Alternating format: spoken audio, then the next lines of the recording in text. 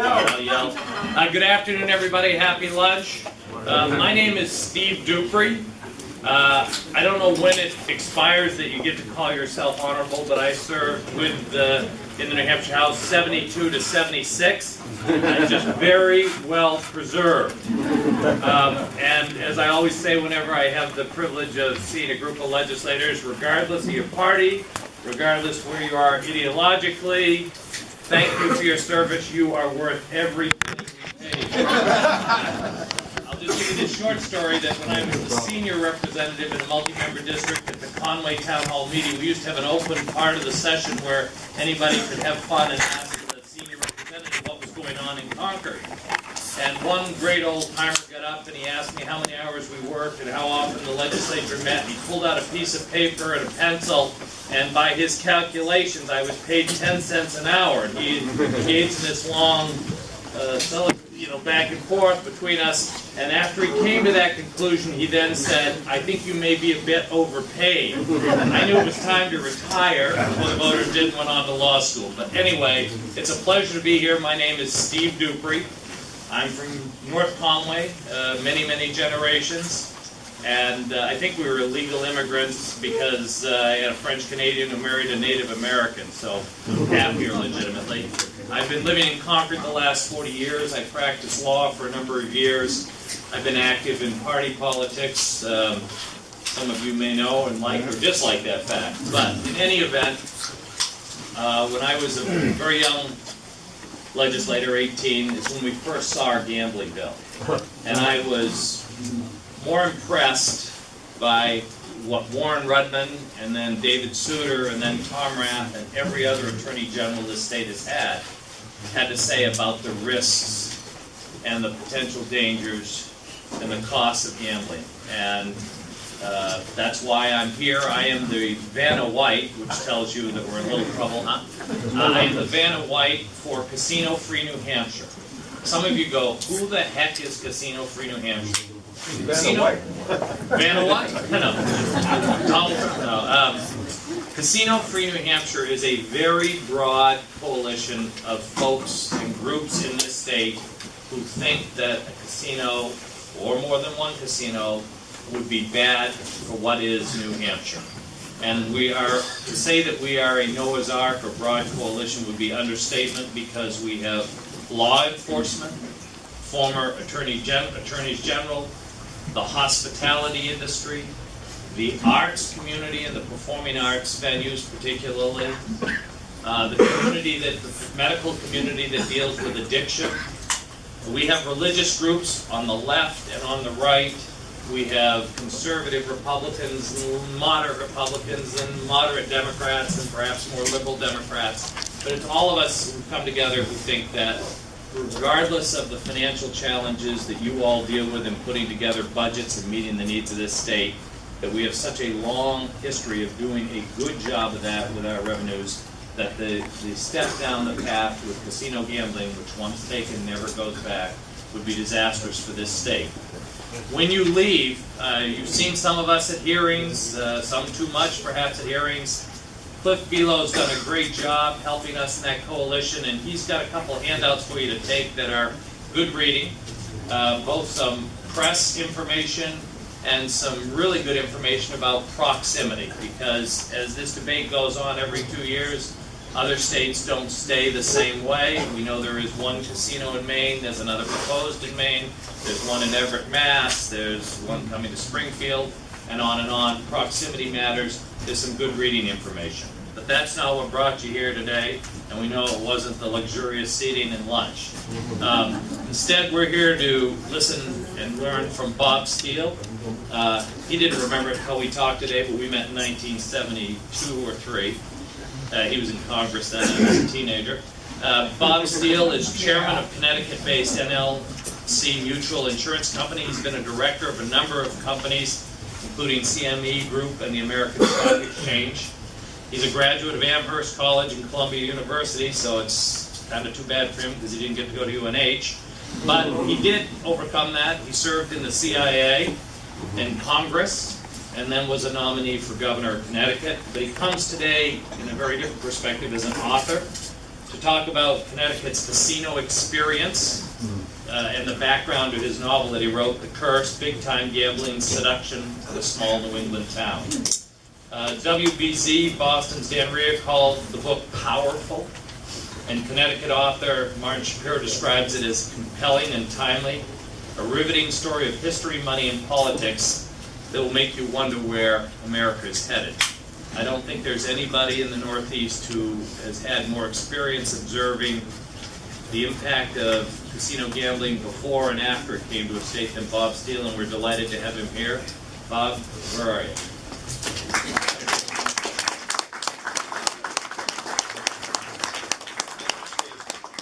Thank you very much, Steve, and thank all of you for the opportunity to have lunch with a major portion of the New Hampshire legislature. I appreciate that. And thank you for your interest in the book, which is, Steve said, is The Curse. Big-time gambling seduction of a small New England town. The book is a novel set against the explosion of casino gambling in Connecticut back in the 1990s. And this afternoon, however, I thought I would talk about the factual background to the book. Let me start by saying that many people have asked me why I wrote the book as a novel rather than a nonfiction book. And the answer is that we've had 3 very good books in Connecticut about the rise of Foxwoods, which was a major national story. And I saw no need for another nonfiction book. But I thought that if I could tell an exciting story set against the factual background of what actually occurred in Connecticut, I could put a human face on what happens when a casino tries to come to a community and hopefully reach a much larger audience. And I hope I've succeeded in that effort. In any event, Indian casinos got their start just about 25 years ago, back in 1988. When Congress passed something called the Indian Gaming Regulatory Act, which was meant to help poor, federally recognized Indian tribes build casinos on their reservations in order to raise money to support their tribal governments. It'd be fair to say, however, that Congress had absolutely no idea of the Pandora's box it was opening when it passed this law. Because the law not only opened the door to Indian casinos, but also spurred the legalization and the opening of non-Indian, commercially owned casinos across the United States as well, as state after state looked and began to look to casino gambling as an opportunity to bring in revenue without having to openly raise taxes. Back in 1988, only 2 states, of course, had casinos. Nevada, obviously, with Las Vegas, and New Jersey with Atlantic City. Today, we now have nearly 1,000 casinos in 39 states, and of course a 40th state about to open them. These casinos are just about equally divided between Indian and commercially owned casinos. As a result, casino gambling has literally become America's new national pastime, with higher attendance than professional baseball, football, and basketball combined. That's how big it has become. Nowhere, though, in the last 25 years did it become bigger, faster than in Connecticut. Foxwoods opened back in 1992 in my hometown of Ledyard, Connecticut. And Mohegan Sun opened 4 years later, 8 miles away in the town of Montville. They were the first casinos in the Northeast outside Atlantic City, and with no other competition quickly became the 2 biggest casinos on the planet, attracting well over half their customers from out of state, creating 23,000 casino jobs, and beginning to send hundreds of millions of dollars a year to the state treasury in Hartford. Great story, right? Except, of course, the story is not over. And now we are increasingly seeing the fruits of what is becoming a full cycle of casinos in Connecticut. For starters, the casinos have created a pervasive gambling culture in southeastern Connecticut. They've skewed the region's economy there sharply toward low-paying service jobs, and they were followed by a steep increase in the number of Connecticut residents seeking treatment for gambling addiction. One of the most remarkable findings from a 2009 state of Connecticut study was that since Foxwoods and Mohegan Sun had opened, there had been a 400% increase in the number of arrests for embezzlement in Connecticut, a rate of increase 10 times the national average. One of the embezzlers, incidentally, was actually my tax collector in Lakewood, and she stole $302,000 from tax receipts. I never knew whether mine were among them or not, but I always assumed they probably were, in order to play the slots at Foxwoods. And of course, she didn't win. Because over time, of course, nobody wins. It is statistically impossible when the casino takes 10% of everything you bet, if you continue to bet.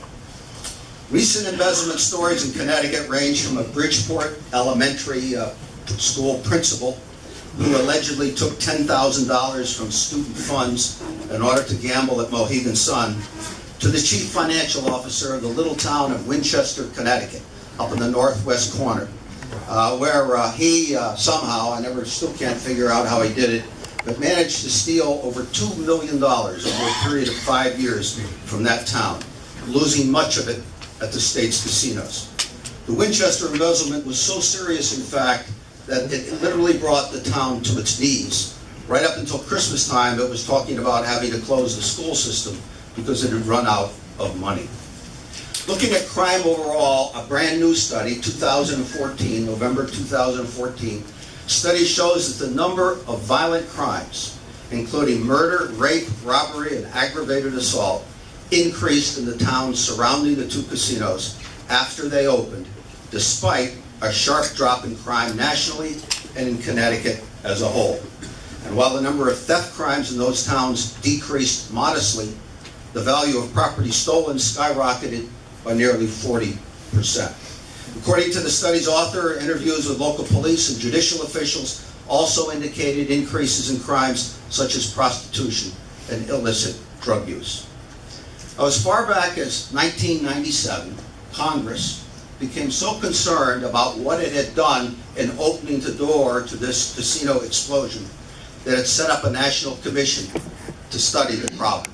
I suppose you could say, what else would you expect from Congress, but that's what Congress did. And the commission actually worked very hard for 2 years. At the end of its work, it made a series of recommendations, the most important of which was that there be a moratorium on the building of new casinos in the United States until the federal government could get a better handle on the social and economic costs. But, as I've already suggested, the recommendation was never implemented, and the number of casinos has continued to multiply. In the process, casino gambling has become a $67 billion industry, and the casino industry has become one of the most powerful political groups in the United States. The industry contends, and I know I don't need to tell you this because you read it almost daily in your newspapers, the casino industry contends that casinos spur economic development, create jobs, and provide states and municipalities with much needed revenue that they might not have otherwise. Opponents, however, have long argued that casinos do far more harm than good.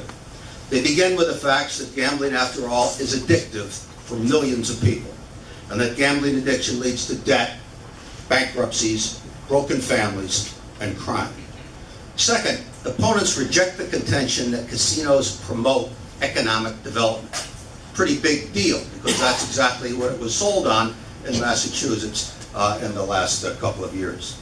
In Connecticut's case, they point out that casinos have done little to create spin-off businesses, but have cannibalized other businesses and left Connecticut residents with billions of dollars left to spend on other goods and services.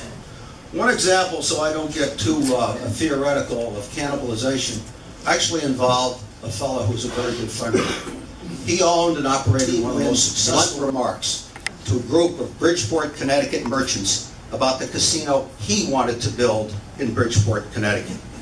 And this is a quote from Steve Wynn as he looked out on the sea of faces as I am right now. "Get it straight," he told the audience in his own inimitable, blunt way. There is no reason on earth for any of you to expect for more than 1 second that just because people come to my casino, they're going to run into your store or restaurant.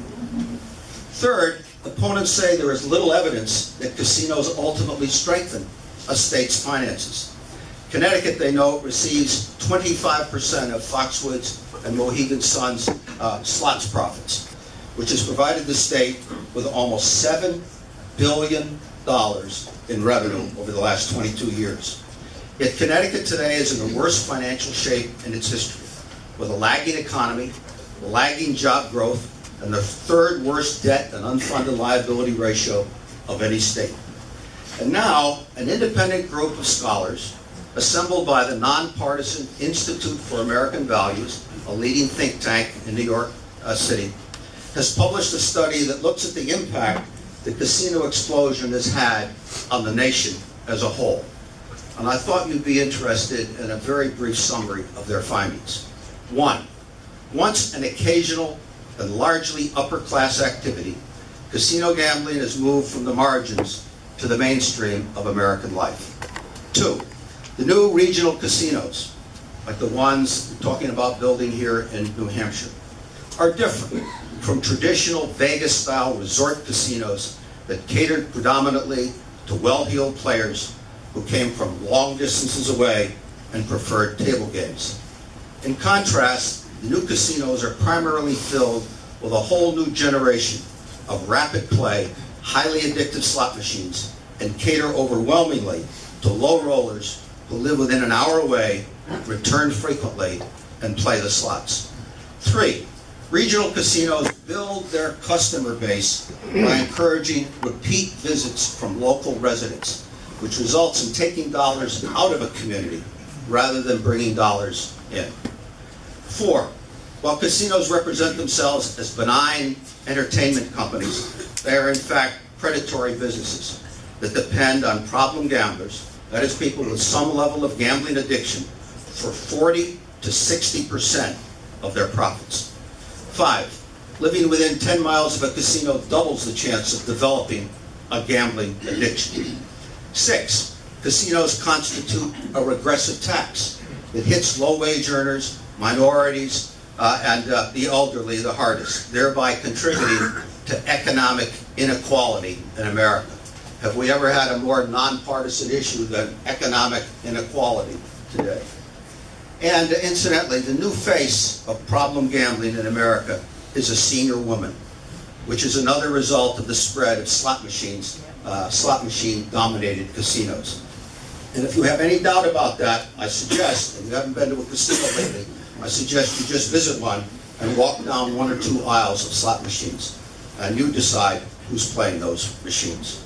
7, state sponsorship of gambling is a conflict of interest for state governments that are established to promote the general welfare, not prey on their citizens by encouraging them to gamble. In sum, according to this landmark study, the new regional and local casinos drain wealth from communities, weaken nearby businesses, hurt property values, and reduce civic participation, family stability, and other forms of social capital that are at the heart of a successful community. Now, despite the costs, the conventional wisdom in Connecticut has been that Connecticut's casinos have been a net economic plus for the state of Connecticut in the past because of their success in attracting such a large number of out-of-state gamblers who bring new money to the state. But the regional monopoly that allowed Connecticut's casinos to attract so many out-of-staters, of course, has now just about completely disappeared, as the Northeast has become increasingly saturated with casinos. When Foxwoods opened back in 1992, there were only 10 other casinos in the entire 12 states of the Northeast, and all 250 miles away in Atlantic City. Today there are 53 casinos in the Northeast, and the number could easily go over 70 based on those approved or under consideration. As a result of the growing competition, the number of out-of-staters visiting Connecticut's casinos has been steadily declining. The combined revenue for Connecticut's 2 casinos is now down 39% from its peak. They've laid off 8,000 workers between them, and have been increasingly replacing full-time jobs with part-time jobs in order to reduce overall wage costs and eliminate medical benefits. While Foxwoods has stopped all profit sharing with its tribal owners and defaulted on $500 million worth of its debt. And the same downward trend, I know every one of you know, is underway elsewhere. For example, Delaware has now put millions of dollars toward trying to prop up its 3 casinos. And New Jersey has spent hundreds of millions of dollars trying to bail out its casinos, only to see 1/3 of them close in the last year. In Ohio and Maryland, casino revenue is roughly 40% below original projections. Back in Connecticut, Foxwoods and Mohegan Sun say they plan to fight all this new competition by upgrading their properties and adding new attractions in the hope of continuing to attract out-of-state people. But it's unlikely large numbers of out-of-staters will continue traveling all the way to eastern Connecticut to gamble when they have more convenient options. Instead, Connecticut's casinos will have to increasingly turn inward and depend on attracting more and more in-state people, which is exactly what is now happening. At this point, one might think that Connecticut and other states would begin to recognize the short-sightedness of depending on casino revenue. But that, of course, would be too much to ask, and it's not happening. Instead, state after state is seeking to expand legalized gambling, either to increase gambling revenue or replace the gambling revenue it is losing to cross-border competition. In Connecticut, the state began by increasing the casino's free play allowance so they could beef up promotions. The legislature tried to introduce Keno to restaurants, bars, and convenience stores before public opposition killed the idea.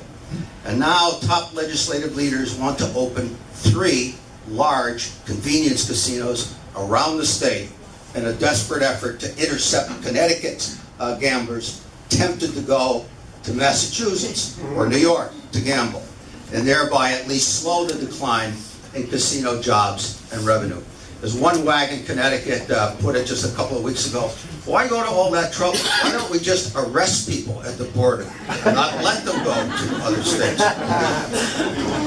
And finally, thanks to a 2011 U.S. Justice Department ruling, New Jersey, Nevada, and Delaware have legalized in-state online gambling for their casinos. And other states are considering legalizing it for their casinos as well. Casinos like Foxwoods and Mohegan Sun want online gambling in order to attract younger people, who of course are technologically primed for internet gambling. While addiction experts view it as especially addictive because of the fast pace of the games, their 24-hour availability, and the instant gratification aspect of the action. Despite the growing body of evidence about casinos' negative effects, I recognize that many in New Hampshire continue to argue that the benefits of opening casinos here would outweigh their downside. However, with the social costs of casinos becoming clearer and the economic arguments that have been used to justify those costs unraveling, that is an extremely bad bet. Thank you very much for having me.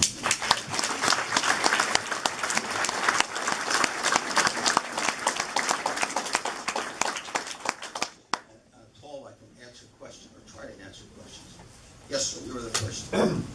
So, are other enterprises in Connecticut allowed to have slot machines on their premises? Can you stand up and ask that question again? Loud. I've never been told I was too soft before. Can you hear me now, Dick? What? Louder. Hand it to me. Okay, here we go.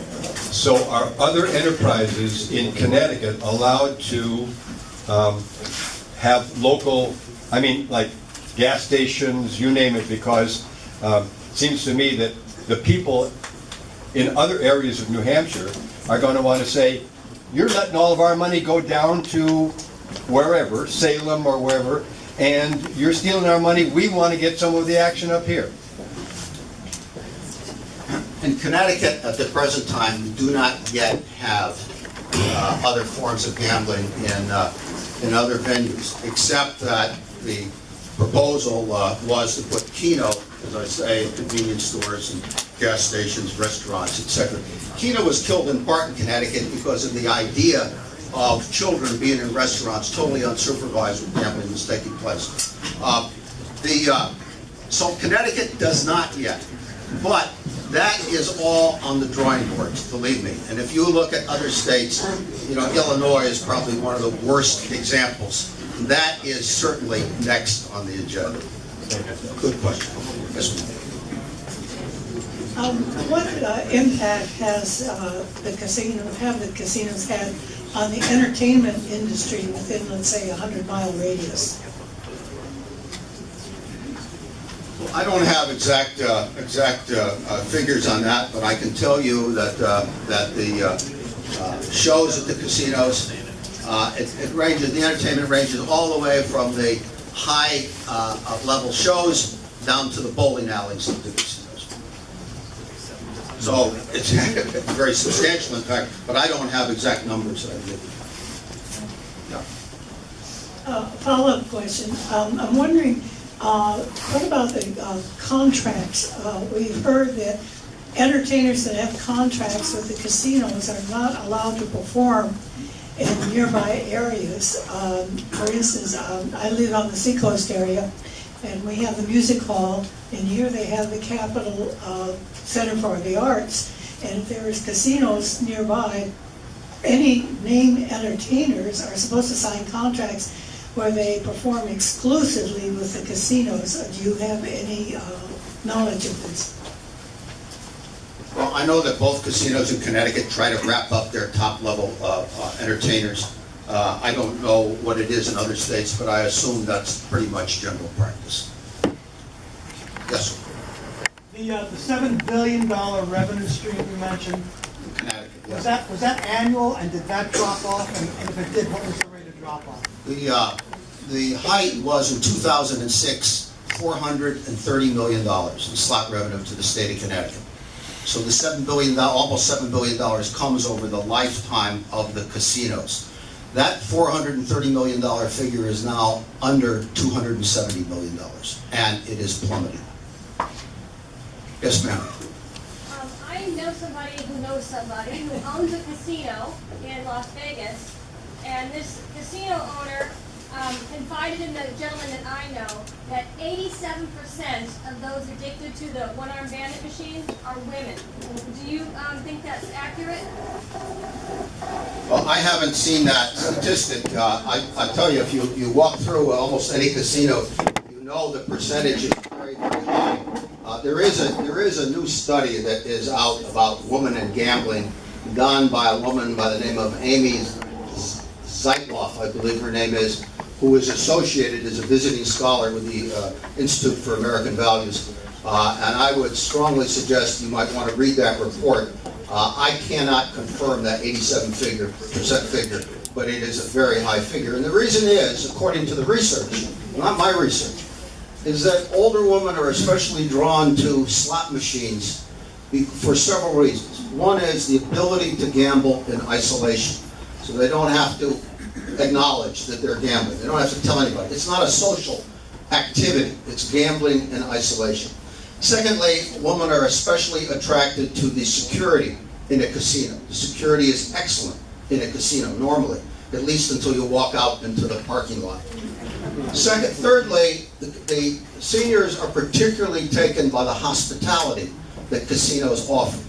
In other words, they'll send you letters, they'll comp you, they'll give you a free lunch, maybe a free bus ride, all kinds of opportunities, a free glass of wine, maybe several free glasses of wine. The casinos are enormously hospitable to older people, especially at Social Security time. Yes, sir. So with the revenues, I have the page up from casinos for Connecticut. You have an income tax in Connecticut. Is that parsed out, or is that part of the revenue stream that is being You shown. mean, where does the revenue from the casinos go? No, I'm saying is you have a state income tax. Yeah. All right, so winnings at casinos would be taxed by Connecticut residents as income. Is that revenue from casinos, is that part of the number or Well, you're not? supposed to declare it on your federal income tax return, which they I go to know. the state of Connecticut. What I'm asking is, where does the state of Connecticut show that revenue from the income tax? Is that parsed out in place for casinos? Yeah, that would be, I can't answer that question. Winnings, okay. I never do mind. not know the answer to that Okay, question. thank you. Yes, sir. A friend of mine who lives in Connecticut told me that there is an unseen effect on the towns around the casino. When all the businesses you described are sucked into the casino and the towns go, they go out of business in the towns around, the town's revenue in That tax program revenue. costs Norwich, the last figures I saw, $2.5 million a year to teach some 400 kids who spoke collectively 31 different primary languages. Yes, sir. Yes, ma'am, all the way in the back. It's a little hard to hear though, way up here. I can talk really loud. So I have heard, and this is sort of hearsay, rumor, whatever, that there's an effect on the youth in the area, and it tends to demotivate their interest in education, in higher education, in getting skills, because they think, well, I can make money working in the casino, why should I not drop out of high school? And have you haven't Well, done that? in the course of doing my book, I talked to a lot of teachers in the area. The basic common denominator would be, look, the casino culture, and it's a very heavy casino culture, the two big casinos. Casino culture makes our job tough. Our job as teachers is to try to inspire kids to work hard and let them know that by working hard they can succeed in life. The casino culture is about just the opposite. It's about hitting it big. It's about luck. It's about getting a big payoff. It's not about hard work. So, in principle, I'd certainly agree with what you said, and that again comes from teachers themselves. Yes, ma'am. Thank you. I'm not that familiar with gambling, and the only time I do it is at our state-sanctioned little lottery tickets, and I lose all the time. And so, but I have been in a few casinos, but I'm very curious because you talked about other states that have casinos, and we like to do things first in the nation here, and so we have the wonderful lottery that is first in the nation, it's my understanding, and supports education. So that's apparently good gambling revenue. So my question is, as you looked at various states and organizations and gambling and the organizations that use the revenues, is there good revenue from gambling? Because it would seem to me that one of the difficulties in dealing with constituents on this issue is saying that the dollar from the lottery ticket is okay, but the dollar from the slot machine is not. I really haven't, I've looked hard at the lottery. I really didn't go into it in my book because I recognize what a difficult situation is. Winning the lottery, winning Powerball in America is a great event, right? It's on the lead story on ABC and NBC and everywhere else. It's like preaching into the wind, right? But I would say two things. First, when people talk about all this casino revenue, where does anybody think this revenue comes from? It comes from the losses of your constituents. Now, I know there'll be some people come in from Massachusetts, you'll have some Maine people. That'll begin to diminish after the newness wears off. But this is where the money comes from. Those profits, and only part of those profits go to your state. The rest of them fly away to Las Vegas or wherever it may be. So first of all, that is not net new money coming into the state from your own citizens. That is the losses of your own citizens. Secondly, you're all legislators. You know very well that money is fungible. just because a state comes in and says, well, we're going to put all this great money toward education, or we're going to put it toward towns and cities, or we're going to put it to whatever. In Connecticut, that lasted, you're right, the lottery was supposed to be for education. That lasted for 2 years in Connecticut. Then all the money went into the general fund and the legislature distributes it as it chooses. All the money from the casinos initially was supposed to go into to the towns and cities, be distributed to the towns and cities. That lasted for about 3 years, and now it all goes into the general fund. It's all money coming into the state, and the state eventually will choose it however, spend it however it chooses. I mean, look, that's a fact of our political life. Yes, ma'am. Are there any, do you have any numbers or statistics on Connecticut and how much it's costing them on, for instance, those 800 workers that were laid off? You know, that's a very good question, and I don't. But, of course, they're all got unemployment insurance, first of all. Then they have to look for jobs. There have been a number of job fairs. I mean, the trouble is these job fairs are competing with each other. There's job fairs for the New Jersey people, there's job fairs for the Connecticut people, there's job fairs. In fact, I have to believe you build casinos up here in New Hampshire. I'm sure you'll get many applicants from Connecticut. Yes, sir. One more question, I'm told. Are there any statistics on suicide, divorce, bankruptcies around the casinos? You know, there's one thing casinos don't like to talk about, and it's crime committed at the casinos, and especially suicides. I do talk about a couple suicides in my book. The best statistics I have are those I already gave you from this 2014 study from Western Connecticut State University, where we had crime in America is at a 40-year low, and yet in the 11 towns surrounding the casinos, we had increased crime as far as serious violent crime is concerned, and a 40% increase in the value of property stolen, as well as the author of the report said. He said the most amazing part, though, of the research he did was sitting down with people who talked about nonviolent crimes like prostitution and illicit drug use. I'm done, I'm told. I'm going to stay here. I'd be happy to answer any question individually. I was also asked to bring some books and sign some for anybody who would like one. I hope I can answer some more of your questions after the meeting. Thank you very much.